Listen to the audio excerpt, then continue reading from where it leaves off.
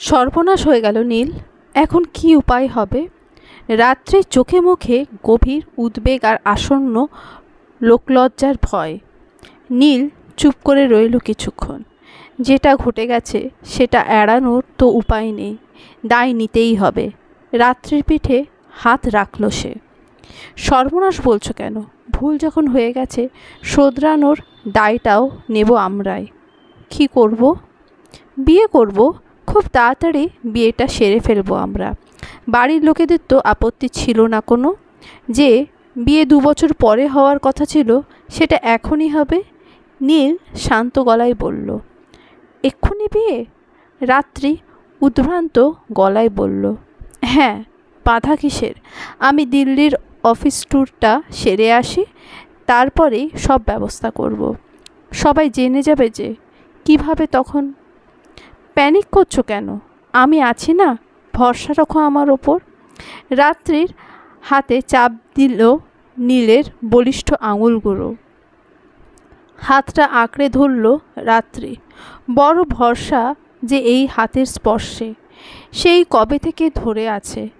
কখনো মনে হয়নি এই হাতের নির্ভরযোগ্যতা কমেছে এক চুলো। আজই বা কিসের ভয়? নীল আছে তো, সে সব সামলে নেবে। পাড়াটা বড্ড নির্জন। অভিজিত এলাকা বুঝি এই রকম হয়। কেউ কারোর খবর রাখে না, যে যার জগতে ব্যস্ত। বিশাল অ্যাপার্টমেন্টগুলো পাশাপাশি দাঁড়িয়ে আছে, কিন্তু যেন পরস্পরের থেকে মুখ ফিরিয়ে আছে। কেউ কারোর সঙ্গে কথা বলে না। লোকজন গম্ভীর মুখে বাড়ি থেকে বেরোয়, আবার গম্ভীর মুখে ঢুকে যায় বাড়িতে।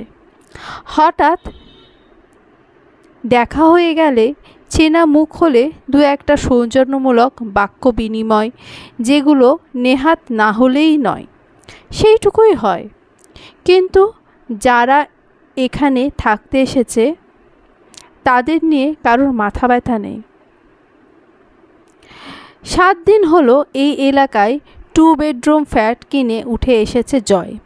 অল্প বয়সেই কার্ডিওলজিস্ট হিসেবে বেশ সুনাম হয়েছে ডক্টর দিগ্বিজয় চৌধুরীর। একেবারে মধ্যবিত্ত পরিবার থেকে উঠে আসা জয় নেহাত স্ট্যাটাস মেনটেন করতেই এই পশ এরিয়ায় ফ্ল্যাট নিয়েছে। ভেবেছিল মাকেও নিয়ে আসবে সঙ্গে, কিন্তু এখন মনে হচ্ছে মা পারবে না, এখানে থাকতে পারবে না। তার না হয় সারাদিন কাজ নিয়েই কেটে যাবে, কিন্তু মাকে তো সারাদিন একা একা এই ফ্ল্যাটের 4 দেওয়ালের মধ্যে কাটাতে হবে। কেউ পাশে নেই, একটাও কথা বলার সঙ্গী নেই। হাঁপিয়ে উঠবে মা। কেন যেন আজকাল জয়ের মনে হয় টাকা হলেই কেমন যান্ত্রিক হয়ে ওঠে মানুষ। মধ্যবিত্তরা জীবনকে যেভাবে উপভোগ করে, বিত্তবানরা হয়তো ঠিক সেভাবে উপভোগ করতে পারে না। তাদের হাসি, আনন্দ, দুঃখ সব কিছুই কেমন মাপা আর নিয়ম মাফিক। এক চুলো এদিক ওদিক হওয়ার উপায় নেই। কে জানে, হয়তো জয়ও আস্তে আস্তে এই রকমই যান্ত্রিক হয়ে উঠবে। অঘরে ঘুমোচ্ছিল জয়। সারাদিন হসপিটাল, ক্লিনিক, চেম্বারে দৌড়াদৌড়ি করতে করতে ক্লান্ত শরীরটা বিছানা ছুতেই তলিয়ে যায় ঘুমের অতলে। আজ কিন্তু হঠাৎ করে ঘুমটা ভেঙে গেল। বিছানায় উঠে বসে ঘুমের ঘোরে এদিক ওদিক তাকিয়ে বুঝতে পারল না ঘুমটা ভাঙল কেন হঠাৎ। ঠিক তখনই শুনতে পেল বেলের আওয়াজ। অধৈর্য হাতে ঘন ঘন বেল বাজাচ্ছে কেউ। এত রাতে কে এলো? এই এলাকায় তো জয়ের সঙ্গে কারোই পরিচয় হয়নি সেইভাবে। তাহলে কে? দরজা খুলতেই সামনে দাঁড়ানো ভদ্রলোক হাউমাউ করে উঠলেন। আমার স্ত্রীকে বাঁচান, হঠাৎ করে বাথরুমে পড়ে গেছে, ব্লিডিং হচ্ছে খুব, ও প্রেগনেন্ট। ঘাবড়ে গেল জয়। ভদ্রলোক হয়তো জানেন জয় ডক্টর, তাই বিপদে পড়ে মাঝরাতে ছুটে এসেছেন। ভদ্রলোক বেশ সুপুরুষ। অবশ্য একে লোক বলে না বলে ছেলে বলা উচিত। বয়স কিছুতেই 26-27-এর বেশি নয়। উস্কো খুস্কো অবিন্যস্ত চুল আর উদ্ভ্রান্ত চোখ দুটো দেখেই বোঝা যাচ্ছে সত্যি বিপদে পড়েছেন। জয় জিজ্ঞেস করল, কে আপনি? কোথায় থাকেন? আমি নীলাভ্র সেন। এই ব্লকেরই 4th ফ্লোরে আমাদের ফ্ল্যাট। তাড়াতাড়ি চলুন। কিন্তু আমি তো গাইনোকোলজিস্ট নই, ওনাকে ইমিডিয়েট হসপিটালে নিয়ে যেতে হবে। আপনি অ্যাম্বুলেন্স ডেকেছেন? আহ, এত প্রশ্ন করবেন না, শীঘ্রই চলুন। ছেলেটা হাত চেপে ধরেছে জয়ের। আজকাল চলাফেরা করতে খুব কষ্ট হয় রাত্রের, তবে আর বেশি দিন নয়, 1 মাসের অপেক্ষা শুধু, তারপরেই সে আসতে চলেছে। একটা শিরশিরানি ভালো লাগায় বুকের মধ্যে কাঁপুনি দেয় মাঝে মধ্যে। গভীর রাতে ঘুম ভেঙে গেল ওর। বাথরুমে যেতে হবে। কমলা মাসি পাশেই অঘরে ঘুমিয়ে আছেন। ঘুম ভাঙাতে ইচ্ছে হলো না। বিছানা থেকে নেমে পা টিপে টিপে বাথরুমের দিকে চলল। পরিষ্কার হয়ে বেরিয়ে আসতে গিয়েই কী যেন হয়ে গেল, কিভাবে পা পিছলে গেল কে জানে। শটান মেঝেতে আছড়ে পড়ল রাত্রি। প্রচণ্ড ব্যথায় আর্তনাদ করে উঠল সে। কমলা মাসি ধরফড়িয়ে উঠে ছুটে এলো এদিকে। তীব্র ব্যথায় চোখে অন্ধকার দেখছিল রাত্রি, টের পাচ্ছিল। 2 পায়ের ফাঁক দিয়ে গড়িয়ে নামছে তরল কিছু। ঝাপসা চোখে ক্রমশ লুপ্ত হয়ে আসছে চেতনার মাঝে। প্রাণপণে কমলা মাসিকে বলতে চাইল ডাক্তারকে ফোন করতে। কমলা মাসি তখনও উদ্ভ্রান্ত চোখে আপ্রাণ চেষ্টা করছে রাত্রিকে টেনে তুলতে। 2 চোখে অন্ধকার নেমে আসার আগের মুহূর্তে রাত্রি শুনতে পেল বেল বেজে উঠেছে। কমলা মাসি ছুটে গেল দরজা খুলতে।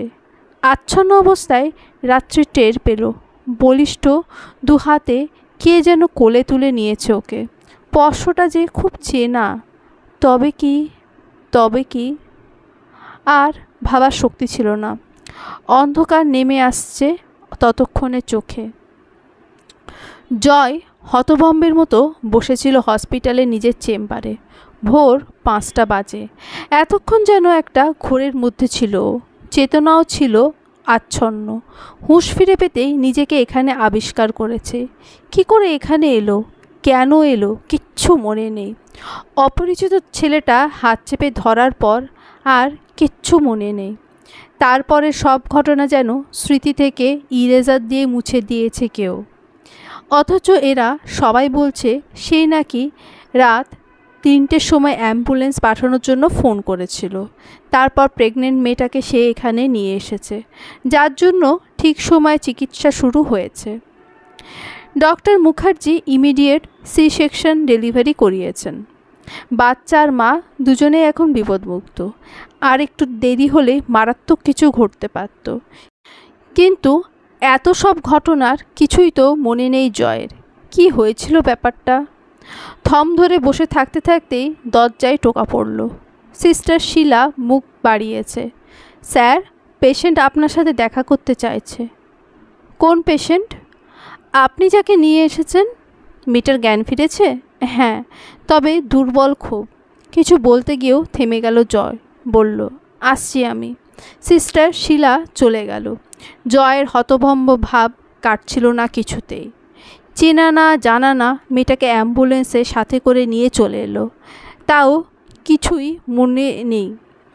গোটা ব্যাপারটা এত অদ্ভুত লাগছে। কেবিন নাম্বার 7-এর দরজা ঠেলে ঢুকতেই জয় দেখল বাচ্চাটাকে মায়ের কাছে দেওয়া হয়েছে। বয়স্ক মহিলাটি বাচ্চাটাকে কোলে করে বসে আছেন। মেয়েটা শুয়ে আছে বেডে।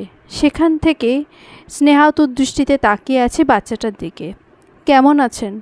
জয় একটু গলা খাঁকড়ি দিয়ে প্রশ্নটা করল। প্রচণ্ড অস্বস্তি হচ্ছিল ওর। মেয়েটা তাকালো জয়ের দিকে এক রাশ কৃতজ্ঞতা মেশানো দৃষ্টিতে। বয়স্ক মহিলাটাও কৃতজ্ঞ দৃষ্টিতে তাকিয়েছিলেন। জয় বাচ্চাটার দিকে তাকালো একবার, হাসি মুখে প্রশ্ন করল, ছেলে? বয়স্ক মহিলা হাসি মুখে সম্মতিসূচক মাথা নাড়ালেন। কমলা মাসির মুখে শুনলাম আপনিই নাকি আমাকে বাথরুম থেকে তুলে অ্যাম্বুলেন্সে ফোন করে নিজের সাথে করে এই হসপিটালে নিয়ে এসেছেন। মেয়েটা নিস্তেজ গলায় প্রশ্নটা করছেন। জয় কি বলবে বুঝতে পারল না, মাথা নাড়ালো শুধু। তারপর বলল, আমি এই হসপিটালেই কাজ করি।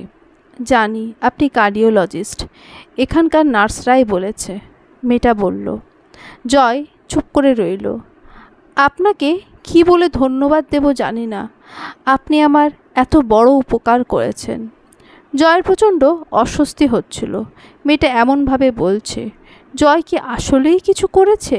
মেয়েটা তখনও বিড়বিড় করে চলেছে, আমার বাচ্চাটা না থাকলে ও যে একেবারেই হারিয়ে যেত আমার জীবন থেকে, যার জন্য সব কিছু ছেড়ে, সবাইকে ছেড়ে একা একা চলে এসেছিলাম। সব যে নষ্ট হয়ে যেত, আমার এতদিনের কষ্ট যন্ত্রণা সব নিষ্ফল হতো। মেয়েটার কথা মাথা মুন্ডু কিছুই বুঝতে পারছে না জয়। একটা প্রশ্ন অনেকক্ষণ ধরে ওকে কাঁটার মতো খোঁচাচ্ছিল। এবারে সেই প্রশ্নটা করল, আপনার হাজব্যান্ড কোথায় বলুন তো? তিনি কেন অ্যাম্বুলেন্সে আপনার সাথে এলেন না? মেয়েটা আর বয়স্ক ভদ্রমহিলা দুজনে একসাথে এমন চমকে উঠেছেন যে জয় অবাক হয়ে গেল। মেয়েটার মুখ আস্তে আস্তে করুণ হয়ে এলো। অস্ফুট স্বরে বলল, আমার হাজব্যান্ড? হ্যাঁ, উনিই তো দৌড়ে এলেন আমায় ডাকতে। আপনি বাথরুমে পড়ে যাবার পর খুব ঘাবড়ে গিয়েছিলেন উনি। পাগলের মতো ছুটে এসেছিলেন আমার কাছে। কিন্তু কি আশ্চর্য, এখন তাকে দেখতে পাচ্ছি না। কোথায়? থেমে গেল জয়। মানে থামতে বাধ্য হলো। মেয়েটার চোখ বিস্ফোরিত। উঠে বসার চেষ্টা করছে বিছানায়। শরীরটা প্রচণ্ড কাঁপছে ওর। মুখটা লাল হয়ে উঠেছে। কী হলো আপনার? জয় আতঙ্কিত স্বরে বলছে। বয়স্ক মহিলা উঠে দাঁড়িয়েছেন বাচ্চাটা কোলে নিয়ে। উনিও কাঁপছেন। কে আপনাকে ডাকতে গেছিল? কি বলছেন আপনি? মেয়েটা কোনো মতে বলছে, আপনার হাজব্যান্ডই তো। আপনাকে তো স্ত্রী বলে পরিচয় দিলেন। নামটা যেন কি বলেছিলেন, মনে পড়েছে, নীলাভ্র সেন। নীল? নীল? নীল? মেয়েটা কাঁদছে অসহায়ের মতো। জয় হতভম্ব। বয়স্ক মহিলাটি এগিয়ে গিয়ে মেয়েটার পাশে বসে শান্ত করার চেষ্টা করছেন ওকে। কিছুক্ষণ দাঁড়িয়ে থেকে বেরিয়ে এলো জয়। ব্যাপারটার মাথা মুন্ডু কিছুই বুঝতে পারছে না ও। কমলা মাসি, ও এসেছিল। আকুল হয়ে কাঁদছে রাত্রি। চুপ কর মা, ও কোত্থেকে আসবে? ওই ছোকরার ভুল হয়েছে কিছু।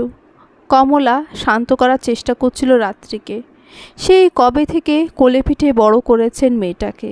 ওকে এইভাবে ভেঙে পড়তে দেখলে ভালো লাগে বুঝি? না, ও সত্যি এসেছিল। তাই তো আমার এরকম মনে হয়েছিল। কি মনে হয়েছিল? আমি যখন বাথরুমে পড়ে গেলাম, কে কোলে তুলে নিয়েছিল আমায়? এই ডাক্তারই তো। কিন্তু আমার মনে হয়েছিল নীল আমায় কোলে তুলে নিয়েছে। মনে হয়েছিল নীলই যেন দু হাত দিয়ে আগলে ধরেছে আমায়। রাত্রি অঝরে কাঁদছিল। কমলা কি বলবেন বুঝতে পারছেন না। নীল কি করে আসবে? অচেতন অবস্থায় রাত্রি নিশ্চয়ই কিছু ভুল হয়েছিল। তিনি তো দেখেছিলেন ডাক্তার ছেলেটাই রাত্রিকে কোলে তুলে নিয়েছে। জয় আজকাল সারাক্ষণ অস্থির অস্থির থাকে। ব্যাপারটা সেদিন কি হয়েছিল বোঝাই গেল না। পুরো ঘটনাটা এমন জট পাকিয়ে আছে। জট ছাড়ানো পর্যন্ত শান্তি নেই। মেয়েটা ফিরে এসেছে হসপিটাল থেকে। একদিন ওর ঘরে গিয়ে জানতে হবে পুরো ব্যাপারটা। কিছুদিন অপেক্ষা করে এক সন্ধ্যায় মেয়েটার ঘরের দরজায় বেল বাজালো জয়। বয়স্ক মহিলাটি দরজা খুলে দিয়েছেন। জয়কে দেখে অবাক হয়ে তাকিয়েছেন। দেখতে এলাম আপনাদের, হাসল জয়। আসুন আসুন। মহিলা সরে দাঁড়ালেন। আসলে আজ কাজ কম ছিল, বাড়ি চলে এসেছি জলদি। তাই ভাবলাম আপনাদের একটু দেখে যাই। সোফায় বসে পড়েছে জয়। কে এসেছে কমলা মাসি? রাত্রি গলা চড়িয়ে বলছে। রাত্রি এদিকে আয়, ডাক্তারবাবু দেখা করতে এসেছেন।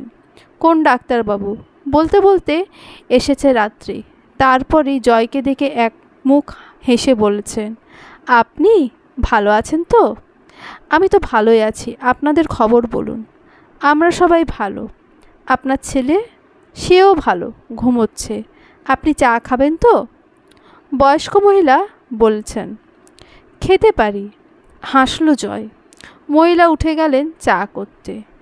এবারে রাত্রির দিকে তাকালো জয়। বলল, আসলে আমি এসেছি কিছু কথা পরিষ্কার করতে। সেদিনের ব্যাপারটা এত গোলমেলে ছিল যে ভাবলে অস্থির অস্থির হচ্ছে। প্লিজ একটু খুলে বলুন, নীলাভ্র কে? তিনি কোথায় গেছেন? দেখুন তো সেদিনের ইনি আপনার কাছে গেছিলেন কি না? রাত্রি আঙুল দিয়ে ইশারা করল এদিককে। সেদিকে মুখ ফিরিয়ে তাকাতেই চমকে গেল জয়। এ তো সেদিনের ছেলেটা, কিন্তু ওর ছবিতে মালা পরানো কেন? হ্যাঁ হ্যাঁ, ইনিই তো গেছিলেন। কিন্তু জয় প্রায় চেঁচিয়ে উঠেছে। ও আর নেই, রাত্রি শান্ত গলায় বলছে। চমকে উঠল জয়। এখন আমি জানি ও আছে, সব সময় আমার সাথেই আছে। অদ্ভুত হাসি রাত্রির ঠোঁটে। মানে? জয় অস্ফুট স্বরে পড়ল। রাত্রি যেন ঘোরের মধ্যে রয়েছে। বড্ড ভালোবাসতো আমাকে, দুহাত দিয়ে যেন আগলে রাখত। দিল্লিতে অফিস ট্যুরে যেতে গিয়ে প্লেন ক্র্যাশে যখন চলে গেল, আমি তখন প্রেগনেন্ট। না, বিয়েটা হয়নি তখনও। বাবা চাইলেন নতুন করে জীবন শুরু করি, তাই নীলের সন্তানকে সরিয়ে দিতে চাইলেন। কিন্তু সেটা কি করে সম্ভব ছিল বলুন?